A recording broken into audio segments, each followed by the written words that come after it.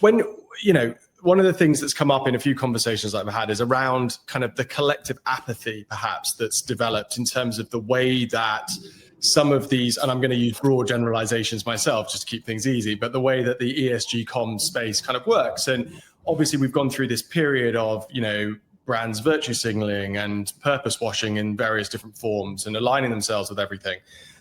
And that's built this sort of sense of general distrust and ultimately apathy. How do we package up what you've just described, which seems very reasonable, that let's get pragmatic and clear and really focused on, what we as brands are ultimately doing and the impact that it's having, and yet still account for perhaps that kind of general apathy that people, stakeholders have towards these subjects? How do we reconcile those two? We borrow the tactics that the other side have used to create that apathy.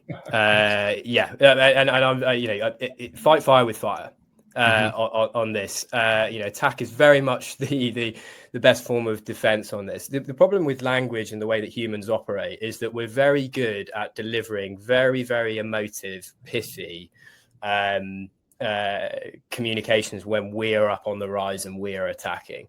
What we do is we wrap ourselves in knots when we try to defend our argument, right? So we've got to start talking to as I said, the win-win-wins of this agenda. And when we are faced with the argument, instead of sort of backing ourselves into a corner and trying to unpick the argument that has been presented by the other side, we simply have to demonstrate the alternative